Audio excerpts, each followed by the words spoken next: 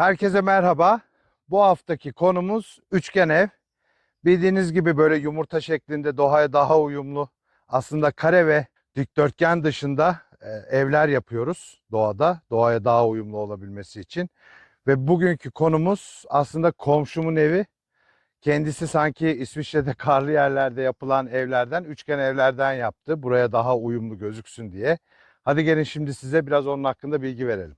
Evet, bildiğiniz gibi geçen sene Eylül ayında başlayıp Kasım ayında buraya kadar tamamladığımız burada süper kerpiç kubbe evimiz var. Hemen iki arazi yanımda da göreceksiniz şimdi. Üçgen evimizi yapıyor Adnan abi. Şöyle anlatayım. Biz geçen sene Eylül ayında burayı yapmaya başladığımızda, hatta o evi hatırlayacaksınız, görüntülerde de göstereceğim. Gönüllülerle birlikte orayı çadır kurma alanı olarak kullandık, o platformu. Zaten gördüğünüz gibi ev çok daha kaba halde, daha tamamlanmamış bir haldeydi. Şekli daha belli değildi. Adnan abi yaklaşık bir sene gibi bir ara verdi hanımının rahatsızlığından dolayı. Ve kendisi bu evi o zaman 3 ay çalıştı. Şimdi 2 ay oldu. 5 ay, yaklaşık bir aylık işi kaldı. 6 ayda tek başına yaptı. Ben sadece ona çatılarda yardım ettim. Küçük şeylerde diyeyim. Ama onun dışında bu gördüğünüz tiny house, ahşap üçgen ev tek kişi tarafından yaklaşık 6 ayda tamamlanacak diyeyim size. Hadi gelin şimdi yanına gidelim. Orada göstermeye başlayayım. Evet, videonun ilerleyen dönemlerinde bu evin nasıl evrim geçirdiğini göreceksiniz ama şu an Adnan abi, ne denir Adnan abi buna? Veranda. Verandayı tamamlıyor. Gene ahşap çıkmalarla veranda olacak. Verandadan eve gireceğiz. Zaten içerisini falan az sonra size göstereceğiz. Yapım aşamasını şöyle tamamen çekmedik tabii ama belli aylarda benim çektiğim görüntülerden zaten görüyor olacaksınız değiştirdiği evrimi.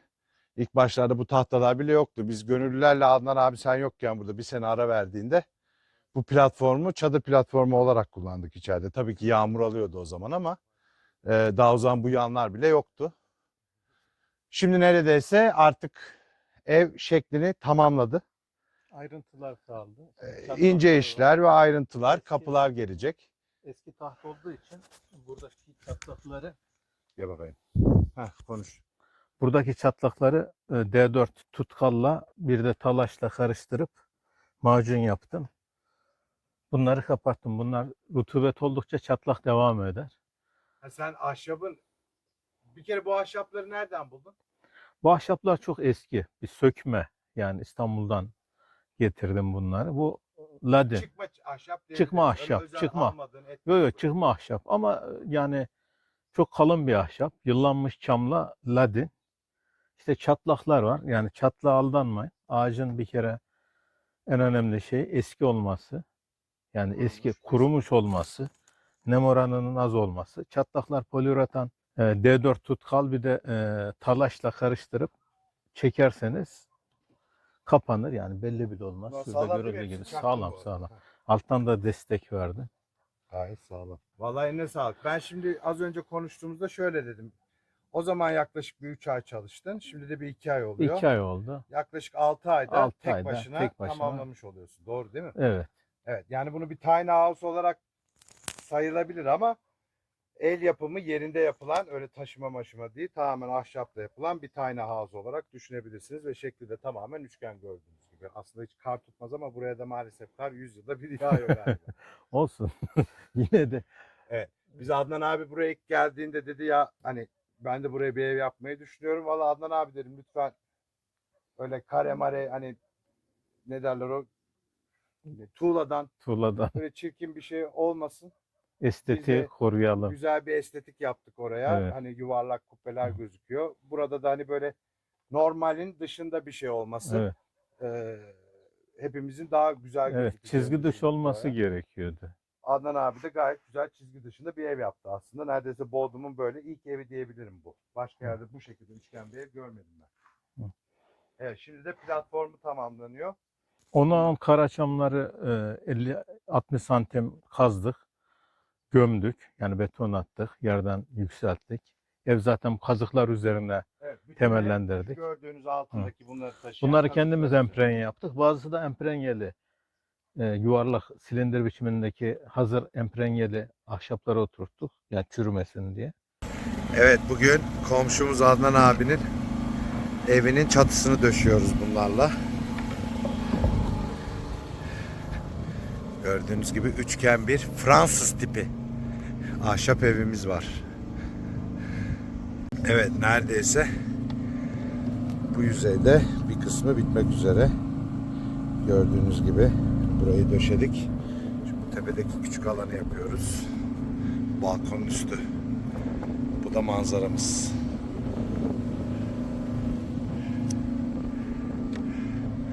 Evet.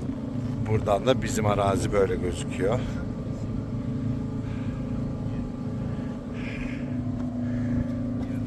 Evet, Bursa'dan Ercan Bey gene burada.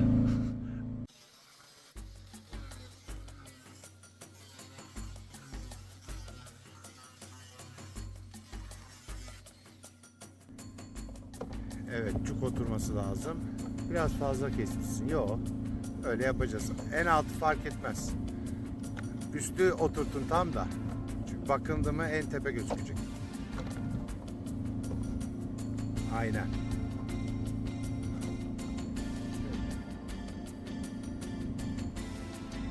Biraz daha yukarıya.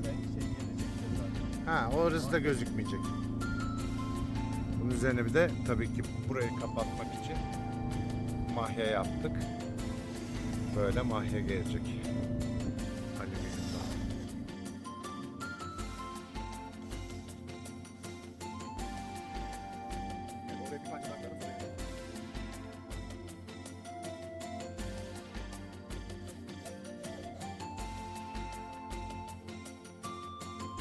Bu malzemenin adı ne dedin? PVC çatı paneli, conduit. Conduit. PVC çatı paneli. Böyle bir şey. Evet, altılık vidalar atıyoruz. Bakın böyle de kapaklar bulmuş. Bunları takıyoruz. Bu sayede çirkin çirkin vidalar gözükmüyor. Bakın. Bu gözüken buraya mahya geleceği için yapmıyoruz. Çünkü gözükmeyecek bunlar. Ama en tepeleri takmayın. Bunlar boşuna. Çıkarıyorum.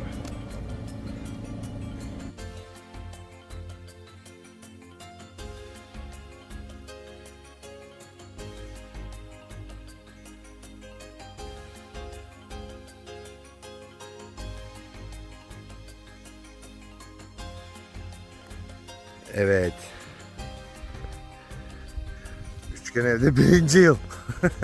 Değil mi? 1 yıl oldu. 1 yılı geçecek hatta. Ama tabii büyük bir ara verdim. Evet, zaten konuşacağız. Adnan abi burayı emekli marangoz diyelim. Tek başına yaptı. Gerçekten tek başına. İşte biz bir tek bu çatılar için yardım ettik. O da çok zor tek başına yapması. Böyle şirin ufak bir üçgen ev, tiny house diyelim. Ev yapımı. Tabii taşınabilir değil, yerinde yapıldı. Şimdi hem Adnan abiyle konuşacağız. Hem de içine girip size içini göstereceğim. Hem anlatır ne yapacağını. Böyle sanki 1+1 gibi bir şey olacak bu. Çünkü üst katı da var ama göreceksiniz tabii ki darlaşıyor üst kat. Adnan abi anlat hele bakayım. Nereden geldin? Ne yapıyorsun? Ankaralıyım. Mobilyacıyım. Mobilyacı mısın, marangoz musun? Mobilya ağırlıklı. Mobilya satıyor musun, yapıp Yok, mı satıyordun? mobilyayla marangozluk yani. Mobilya şimdi biraz daha hem modüler olsun hem ev iç dizayn ağırlıklı. Ama marangoz mesela mobilyacı marangozun yaptığı işi yapar ama marangoz mobilyacının yaptığı işi yapamaz. Yapamaz. Yani bir yatak odası yapamaz marangoz. Yemek odası yapamaz. Bu araziyi aldın yaklaşık pandemide galiba bir 3-4 sene oluyor. Evet. Burayı aldık yani. Bodrum'u gördük. Bodrum'a aşık olduk işin doğrusu. Evet. Ocak ayında böyle yeşildi. Ya şimdi Ankara'dan sonra tabii ki yani güzel gelmesi her yere. Ankara'dan sonra her yer güzel. Ankaralılar alınmasın ama. Yani Kızılcamam'da mesela 3-4 sene önce eksi 21 olmuştu. Yani Ocak ayında burada çiçekleri, arıları görünce bütün her şeyi unuttuk. Dünyada bir cennet var, sonra da Bodrum ya. Tamam, böyle bir ev yapma aklına nereden geldi üçgen? Şimdi görenler, çünkü bizim storyleri bile görenler, ya orada kar mı yağıyor böyle İsveç'teki gibi evler yaptınız diye soruyorlar. Ya insanın işte hayali, yani bu nasıl söyleyeyim, fantazisi. Yani bu tarz var mıydı Biraz aklında, vardı hayalinde? aslında, hep vardı ama ben Bursa civarını düşünüyordum. Ankara, Bolu tarafını düşünüyordum ama nasip burayaymış. Daha çok kar yağan yerler. Evet. Ama burada da yağmur yağıyor, yani yağmur birikmesin diye biraz daha. Bayağı bir yağmurumuz var. Ya bize içeriği anlatır mısın? Dur, geliyorum, yukarıya çıkacağım. Merdivenden. Bunlar lambililer yerlere kaplanacak daha. Evet. Yaklaşık kaç metrekare oldu bu alan? Burası 7 metreye 4.40. Dıştan dışa 4.40. İşte 4.20'ye 7. Yani 28-30 metrekare falan. Beraber işte 8 metre geliyor dıştan dışa. İşte önde verandası var. Verandada işte 4 metreye Burası veranda olacak, şu ahşaplar. 4.40'a 3 metre gelir. Yani 12 metre bir veranda var. Burada mutfağı falan nereye koymayı düşünüyorsun? Bunları yapınca yine çekeriz ama Mutfağı buraya düşünüyorum. camın kenarına bir tezgah. Burası mutfak. Burası böyle salon gibi mi olacak? Burası salon. Yani açık bölmeyeceğiz. Yani genişliği Yani Amerika. görsün diye. Ondan sonra Bakın buradaki manzaraya. Bir çıkıyoruz. Hop. Benim eve komşu. Öyle bir manzarası var. Tabii eskiden ilk aldığında da, yangından önce burası komple ormandı arkadaşlar. Yanmış ağaçları, yıkılmışları görüyoruz. Tabii ki orman topladı yanan bütün ağaçları kesip. Hatta bunlar bile bizim arazilerdeki yanmış ağaçlar. Hepsi görüyorsunuz devrildiler. Zamanla kökleri de çürüdüğü için devriliyorlar. Evet. Seni dinliyorum tekrar. evin taşıyıcıları mertekler, çam, yıllanmış çam. Yani eski bir Eskiden kalma. sökülen ağaçları değerlendirdik. Bunları biz Aslında benim gibi geniş bir adam bak buradan zor geçti bile. Gel çık bakalım, yukarıyı da anlat bana. Bakın böyle bir merdiveni var üst kata. Tabii üst çıkınca iyice darlaşıyor. Burası neredeyse 1,5 metreye 7 metre olmuş oluyor. Yani 7 metrekare falan bir şey kalmış oluyor yukarıya, doğru mu? Buraya. yaklaşık 160 olması lazım şurası. Ha, 1.60. metre. İşte o zaman 10 metrekare falan. 12 metrekare ölçmüştüm. Ölçüyorum ben. Burayı ne yapmayı düşünüyorsun, bu katı? Yatak Burası odası o zaman. Yatak odası ya da çocuklar için olur. Burası Aşağıya da yatak konur gerçi. Açık. Salon, yatak. Burası da üst katın hatta balkonu. Şurada yatılabilir gece. Bir de cibinlik Kızların altında. cibinlik lazım. Burayı da biraz daha ileri atsaydın ya. Sınırın üstüne. Bakın dün bunları bitirdik zaten. Görüyorsunuz şeyde nasıl yaptığımızı. Bunları tek başına yapmasının imkanı yoktu.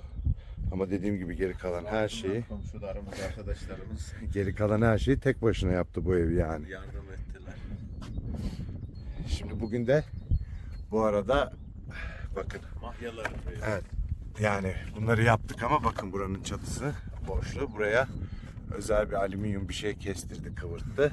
Buraya böyle mahya koyacağız. Bu üstü de kapatmış olacağız yağmurdan tamamen. Ki burada bir tane daha balkon üstü terası var. Aslında oraya da bir merdiven yapsa oraya bile çıkılır. Yüksekliği kaç metre abi en aşağıdan bu çatının? Evin Az değil. 5-20 geliyor. 5.20. Benim o 3 katlı kubbe kadar neredeyse. O da 8,5-9 metre. Ama manzara harika. Yükseğe çıktıkça daha iyi oluyor. Yani bu işi yapacak arkadaşlara tavsiye, emprenyeli ağaç kullansınlar. Ağacın kurulması gerekiyor. Şimdi emprenye, iki çeşit emprenye var. Bu o yeşil emprenyeler aslında kimyasal diyorlar. Yeşil İçte kullanmayın diye duydum ben. Hatta telefon direkleri falan hani yeşil olur ya, onların hepsi emprenye, ağaç koruyucusu ama kimyasal bir maddeye batırıp çıkarıyorlar. Şimdi son Ramtaş Korusan var. Türkiye'nin çeşitli yerlerinde. Muğla'da da var fabrika. İstanbul'da, Bolu'da, Ankara'da. Onlar korasit diye bir malzeme kullanıyorlar. O korasit Almanya'dan gelen malzeme, sağlığa zararlı değil. Ama eski tipler, Evet, yeşil direklerde olanlar. civa vardı. İşte içinde sülfür vardı. Yani zamanla Sağlığa aslında zararlı. havaya evet kimyasal katıyor ya da Zararlı. hemelin falan O- su bazlı emprenyeleri de var bu olabilir arada. ama yani Ramtaş'ta vakumlu emprenye her zaman idealdir, yani içine nüfuz eder. İşte yaş ağaç kullanmasınlar. Yoksa çatlıyor zaten. Yaş ağaç kullanırlarsa mesela çatı izolasyonu için mesela OSB yerine inşaatlık tahta çakabilirler. Ama kesinlikle sönmüş kireçle sıvanması lazım. Çünkü mantar oluşumu var. Evet, bu beyaz gördüklerinizi yeni boyadı bu arada. Bildiğiniz kireç, sönmüş kireç. Sönmüş Badana kireç, yaptı kireçle. O kirecin paketinde biraz su oluyor. O üstte kalıyor. O suyu dökmeleri lazım. Öyle mi? Tabii yani krem kıvamında olsun. Yani paketi alıp da dökerlerse Ben çok genelde cıvık oluyor. paketi alıyorum. O suyla birlikte iyice karıştırıp öyle boyuyorum evi. O su üstte birikiyor. O suyu ben önce boşalttım. Yani Peki krem tutan... kendin su ekledin mi? Hayır. Yok yok. Yani aslında koyu bir şeyle Koyu olsun diye. yaptım. Normal Ha, ben üstündeki öyle yapmıyorum. biriken suyu attım ben. Anladım. Yani iyice Tutkal koyu kıvamında olsun ki. yapışsın Yani iyice. mantar olmasın. Yine tabii belli başlı işte tahta kurusuydu, diğer böceklere karşı bir önlem olur. Yani çıralı çam, sarı çam kullansınlar. Bulabilirlerse. Bunlar reçine. Zaten buna böcek girmez. Evet. Bu tip prefabrik evlerin eksisi şu. Yani piyasada yapılanlar işte 40'a 60 profil kullanılır. Yani şu ara 6 santim bir mesafe olur. Şimdi bunun dış çatının üst teyetinden buraya kadar lambire çakıldığı zaman 19 santim. Yani 19 santim bir duvarımız var bizim. Yani sıcaklık, soğukluk farklarında. Bu arada bu içleri de buraya lambiri yapmadan önce sanırım yünü taş yünü, yani bir Taş yünü. izolasyonla döşeceğiz. Bakın bu bizim çatıyı çakmamız için kullandığımız vidalar. Çatıyı da bu aradan görebiliyorsunuz, iç kısmını. O ondüvit dedik değil mi onlara? Ondüvit çatı paneli. Çatı Bu arada bak ne kalmış cebimde abi dünden. ya. Evet, şimdi de zaten yukarıyı yaparken görecekler neler yaptığımızı. Başlayalım mahyaya. Evet, mahya dediğimiz şey bu. En tepeye koyacağımız şey bu. Bunu bu şekilde çizdirip yamultmuş. Bunu geçireceğiz açıkçası en tepeye. Çakacağız. Birleşim yerlerinden de silikonlayacağız değil mi? Evet. Bunları böyle koya koya gideceğiz. Şimdi merdiveni söküp şuradaki ahşap merdivenimize. Arkalarına tahta çaktım. Boşluğa geliyor. Daha şey olacak. Merdiven Evet. oradan Çünkü kenardan- orada esneme şeyi daha yüksek olacak. Dışarıdan atacağız ya. Şimdi ama bak oraya dayanıyor merdiven şu taşlara. O yüzden bık diye konuluyor. Çok sağlam oluyor merdiven. Dışarıdan mı koyacağız? Bak şimdi merdiveni göreceksin. Ha, merdiveni böyle buraya dayıyoruz. Buradan uzatıyoruz böyle. Lık diye taşlara dayanıyor merdiven. Böyle uzanıyor. En tepeye kadar. Dışarıdan atarsak daha güvenli mi? Yo Ama göreceksin. orada esneme fazla Şimdi bak merdiveni buraya dayayacağız çok rahat. Biz burayı öyle dünden daha kısa sürede bitirdik. Delme kesme, girinti çıkıntı olmadığı için. O zaman güvenlik olarak daha Hadi merdiveni alalım o zaman. Evet, bu arada bakın bunlar laden.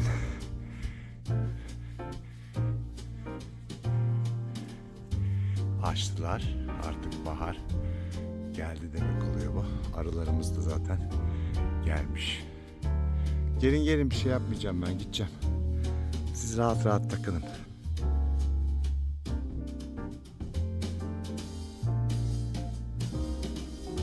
Evet, şimdi merdivenimizi buraya koyduk. Böyle taşlara dayadık. Çatıyı da bu şekilde yapmıştık. İki parça bir merdiven, bunu buraya çakıyorum. Sonra mahyayı koyduk.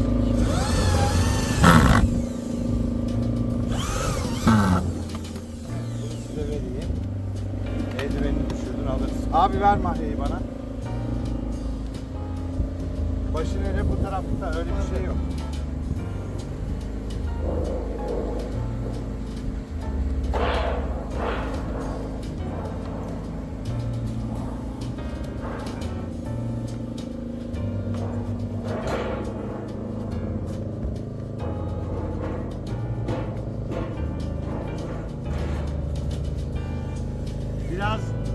kadar dışa vereyim? Sıfırlayalım orada. Peki buradan su girmez mi o zaman? Ya orayı başka bir şeyle kapatacağım. Yok zaten saçak var ya. 40 santim Ha. yağmurluk var. Tamam. Böyle sıfırladım. Tamam. İnin Bir aşağıdan santim daha, çekin. bir santim daha dışarı. Tamam. Süper. Matkabı vereyim mi? Şarj diye. Ver. Bana ama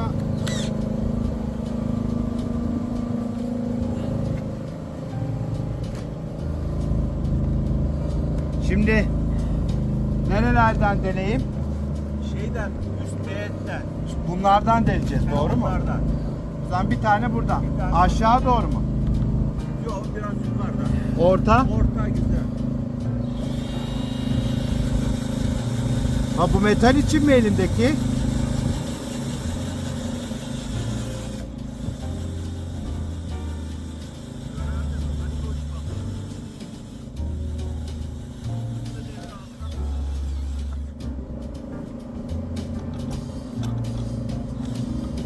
Şey orada kaldı.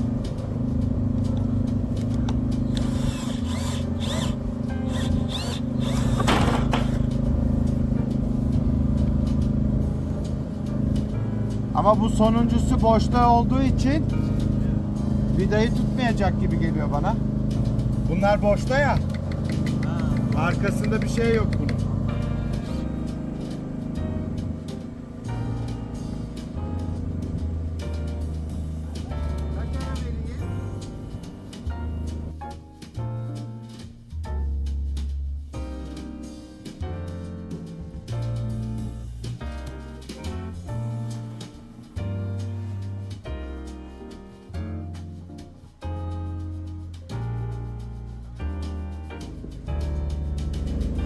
Evet, mahyayı da bu şekilde takıp bitireceğiz herhalde kaç?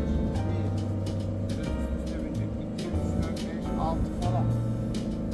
6 tane mahya.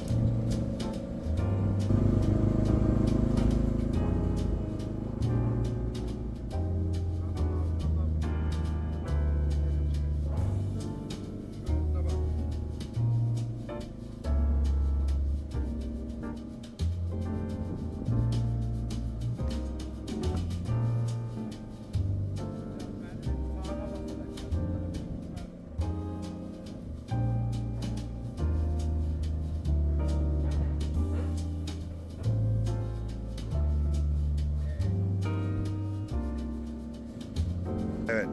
Burada biraz fazla üst üste bindirdiğimiz için sonda yetmedi. 50 santimlik parça. O yüzden onu tek bindirmelik alacağım. Bununla mı sökeceğim? Al sök bunu. Ben elimle çıkarabildim. Bunları çıkardım.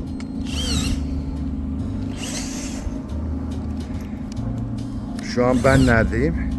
Balkonun da üstündeyim. Çatısında. Bakın. Manzaram gayet güzel. Anam rüzgar esiyor. Umarım mahyalar uçmaz. Çıkarmıyor mu? Ver. Matkabı uzatacaksın yavru. Matkabı uzatsana. Matkabı.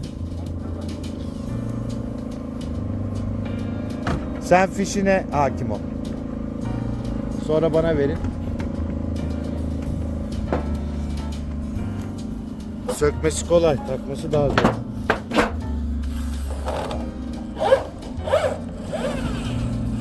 Ver abi. Dur. Ha, vidaları ver dedim ama. Orayı sen alacaksın. En sağa alamıyorsun değil mi? Boyun yetiyor mu? Önce onu bir çıkar.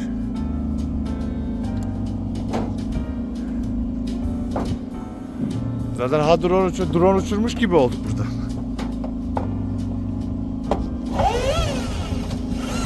Ha.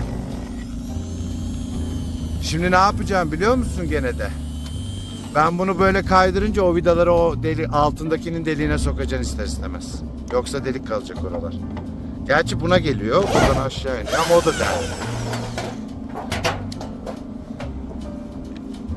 Al bunu da sana. Kurtarsana. Kablo yetmiyor herhalde.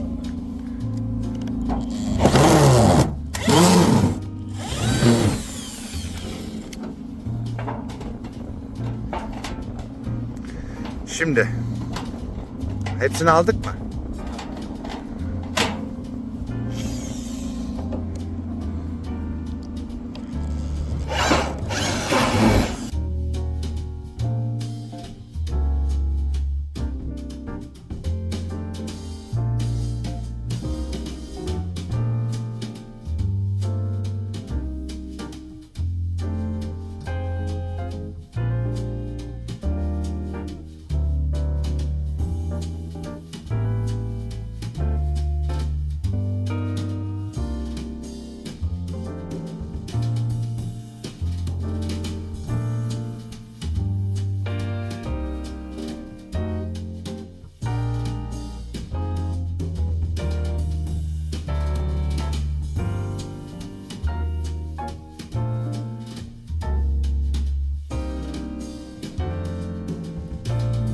Mahyayı da bitirdik. Şimdi son parçayı takıyoruz. Bu sayede artık yağmura karşı, gerçi daha bu yüzeyler var. Buraları da lamine kaplayacak. Lambiri, ne laminesi.